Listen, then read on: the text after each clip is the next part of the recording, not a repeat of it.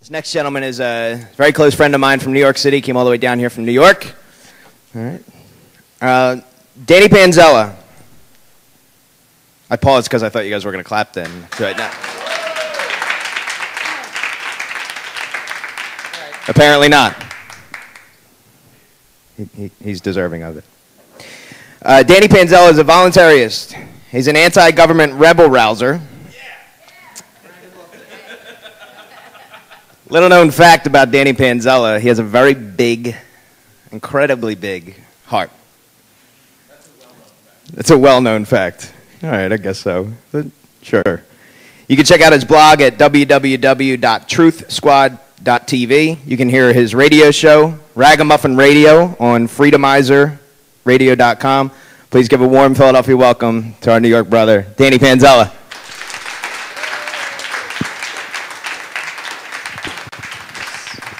Nice. All right.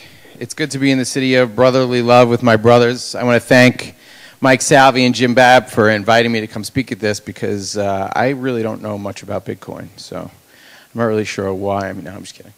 So, but I'm going to learn a lot. I could tell already, even from the questions, you guys seem to know a lot about Bitcoin. I really don't know much about Bitcoin. I do know a little bit about revolution, though. And so what I'm really planning to speak about is Bitcoin as a currency of the revolution.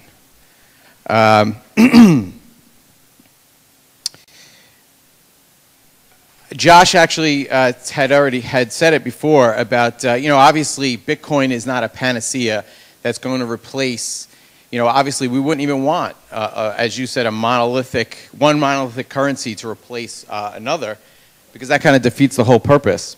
So Mises, when I was kind of doing the research for my talk today, and Rob Pepe gave me this this button, and it says, "Free the currency, free the people." Well, this was actually one of Mises's ideas, and Rob didn't even know that.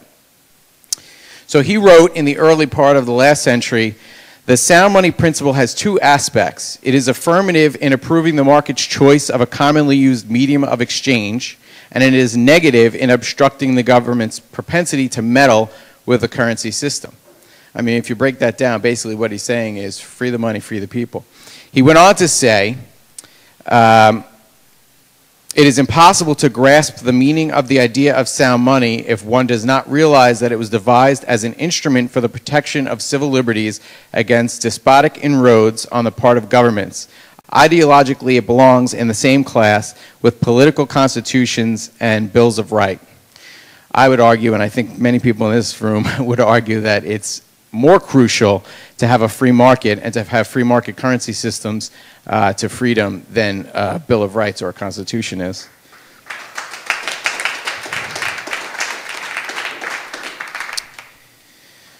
So basically, I think what we need to think about, and what I talk about and try and get people to consider in their daily lives, is what would the characteristics of a revolutionary currency be?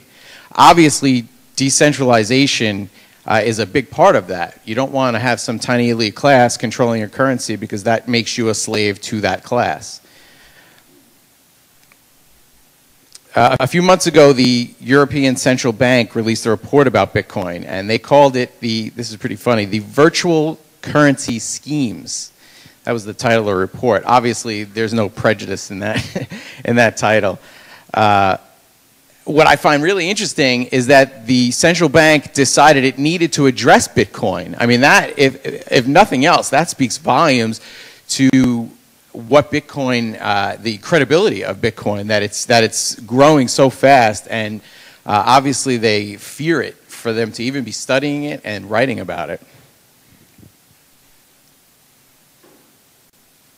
So in this report, they had a couple of different points. And actually, Eric Voorhees, who I believe will be here later, if he's not here already? No? Okay. Well, that's our loss. He wrote a good article, and it's on bitinstant.com if you want to check it out. And so some of the things that they covered in this report, what they said was, at its current adoption, virtual currencies do not pose risks to a real-world financial system. Well, then why are you guys writing about it?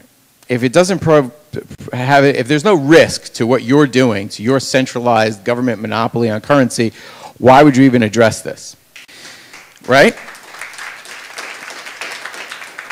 Of course, the financial establishment is going to use fear-mongering to keep the status quo from going off the grid, and really that's what Bitcoin is. It may not be off the electrical grid, because obviously you need the electrical grid for Bitcoin, but it is off the financial grid.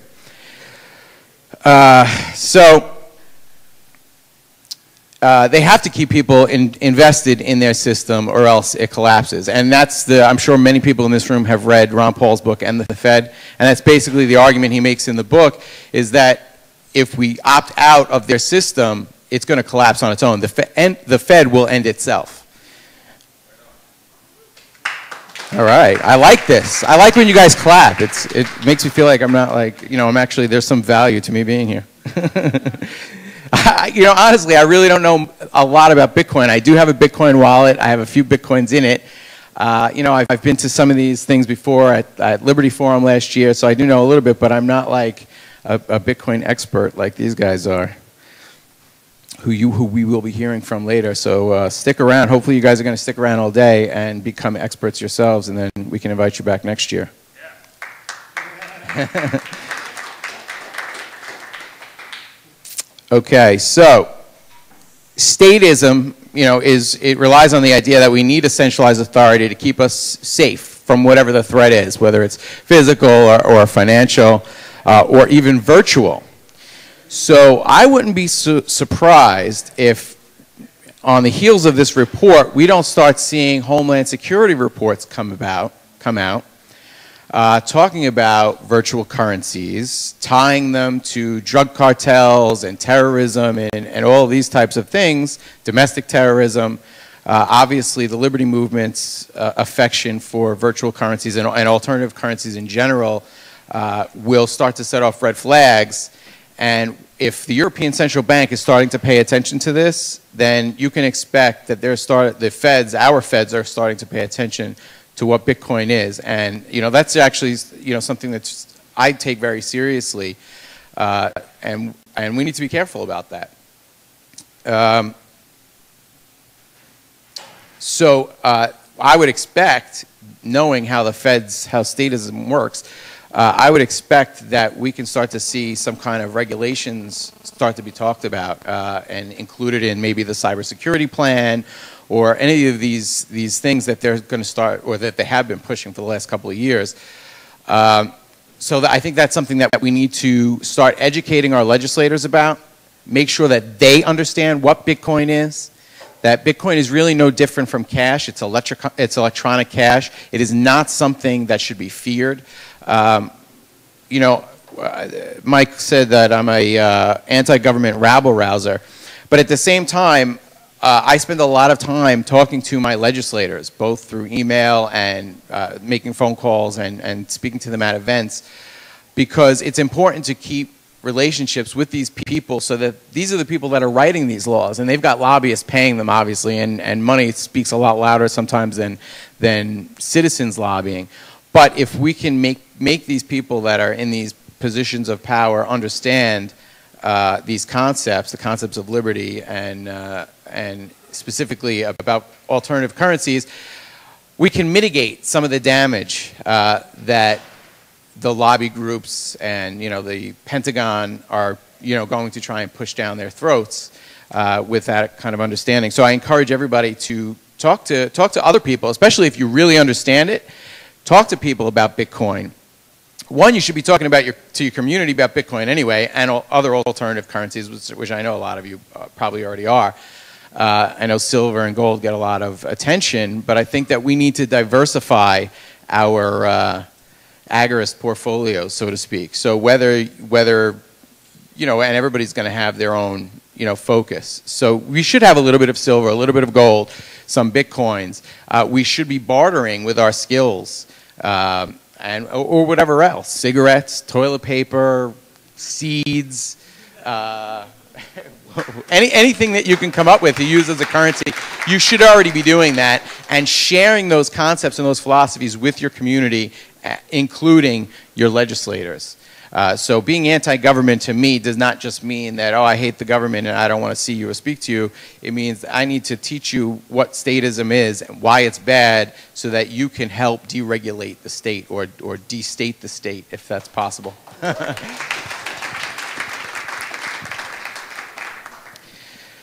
Okay, so what else did they say about this, about Bitcoin? You know, I do want to know, and they'll probably talk about this later, or maybe somebody can ask the question. Maybe I'll ask the question later. Is obviously any kind of currency is subject to social movements and other market forces. So Bitcoin could go out of style. Bitcoin could be replaced by a superior version. You know, so. I lost my train of thought there. It could be, as I said before, it could be made irrelevant by cybersecurity initiatives. I mean, they could take Chinese-style authoritarian control over the internet and just ban it. And you know, then we'd have to resort to ad hoc networks. And I'm sure you guys have some contingency plans in that case. I hope. Maybe you guys can talk about that later. I know that there are some projects up in the Free State working on ad hoc networks and that kind of stuff to hopefully protect us against that as well. Virtual currencies can be used by criminals to perform illegal activities. This is what the your EUB says. Yeah, like cash, they could be used by criminals. I would venture to say that most of these quote-unquote criminals are probably engaging in victimless crimes. Is Derek here yet? Has everybody seen Derek's film, The Victimless Crime Scene? Derek J. There he is. He's here. So great film. You should definitely watch it. So I would venture to say most of these criminals are actually committing victimless crimes, right? You know, putting things in their bodies that the statists say they shouldn't, or you know, maybe just trying to keep the feds from stealing their hard-earned wages. You know, that those people are considered criminals. Legal plunder. So that's a major value to alternative currencies, aside from the fact that they maintain their value because the value isn't determined by bankers who have an agenda to rob we the people of our value, of the value that we have, our equity, right? They hold their value better because they're based on market forces or the laws of the free market that aren't affected by, I should say market forces rather than laws, right? Because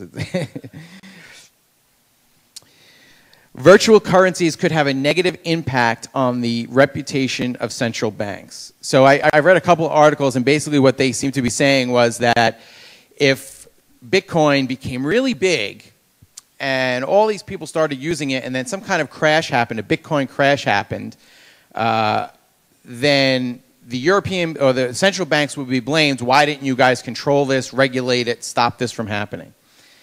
I would say more likely that what they're afraid of is Bitcoin making them irrelevant, because are these bubbles? We know these bubbles are mainly caused by the fascist Wall Street controllers, right? It's a way for them to pump and dump our equity into their own bank accounts, right? So why would Bitcoin, unless it was just an unstable currency or one of those, you know, market forces just decided that Bitcoin was no longer relevant and something else was going to take its place? Well, if that's the case, then that's a transfer of equity, right? So it's not gonna cause a crash like that. So yeah. I think that they're really just more afraid of, and just the virtue of the report says that they're afraid of it, right, as we spoke about before. So when populations realize that they can hold on to more value, or when they stop using Caesar's coin, so whatever state currency that is, whether here in the Europe or the European Union, and they no longer have to render unto Caesar, you know, you're not going to have to pay taxes. You're only going to pay taxes once, right? If you're earning FRNs at work, and then you're taking it and converting into Bitcoins, you're going to obviously have to pay those taxes unless you're engaged in the agorist market. then maybe you can get away with not paying taxes. But once people realize, then the jig is going to be up. The central banking jig is already coming to an end. The 2008 crisis has awoken more people. The Ron Paul campaign and the Liberty Movement in general has woken so many people up in the last couple of years to the central banking gig. I mean, the fact that people are talking about the Federal Reserve being a private bank, I mean, 10 years ago, that wasn't happening. And now it's like, oh, people tell me, hey, did you know the Federal Reserve's private? I said, yeah, I happen to know that. So they certainly could have, BitCoin and other alternatives could definitely have a negative impact on the reputation of central banks. And I think that the whole liability argument, that's just another way for them to try and centralize more power. Well, Bitcoin may cause a crash, and we need to control that and not allow that to happen because it's going to hurt people, it's going to hurt consumers, so we need control of Bitcoin and all other alternative currencies. The central banks need to control the world so that we can make sure nothing bad happens, because obviously 2008 was just an imagination. It didn't actually happen. We just imagined that crisis happened. Oh, that's right. It wasn't their fault. So I have I was going to finish with a paragraph from the report that basically highlights, I don't know what my tab was doing. I try to be cool and imitate Mike Bolden. Do you guys know Mike Bolden from the 10th Amendment Center? He's always preaching from his tablet, and I tried to be cool, and it never works. At Liberty Fest, I lost my whole speech just as I started it. All right. I'm going to try and read this because it, for some reason, shrunk down. In an extreme case, that's it, it's powering off now. So I guess I'm not going to read that last paragraph. So are there any questions about revolution, not Bitcoin? If you have a question, come on up here and speak into the mic. We want the live streamers to hear the questions. Hello, Mr. Panzella. I would like Derek to know. J. Thanks. What does a currency play in a peaceful revolution? What role does a currency play in keeping a revolution peaceful? Well, I would argue that probably that is one of the major components of a peaceful revolution. If we can adopt alternative currencies, cease to use what I would refer to as the statist economy, and it ends itself, then there's no need for any other kind of revolution except for a peaceful one. So I would say that's the key. That is the way. And if we can continue to spread the ideals of voluntarism and agorism to our communities, that's exactly what we're doing. We are engaged right now. This is a revolutionary act. Just having this conference and discussing these ideas and these philosophies is an act of revolution. And if we keep doing it, there won't be any need to pick up arms. But we still should have arms, just in case. Anybody else? All right. Well, thank you very much. I appreciate you guys having me and taking the time to listen.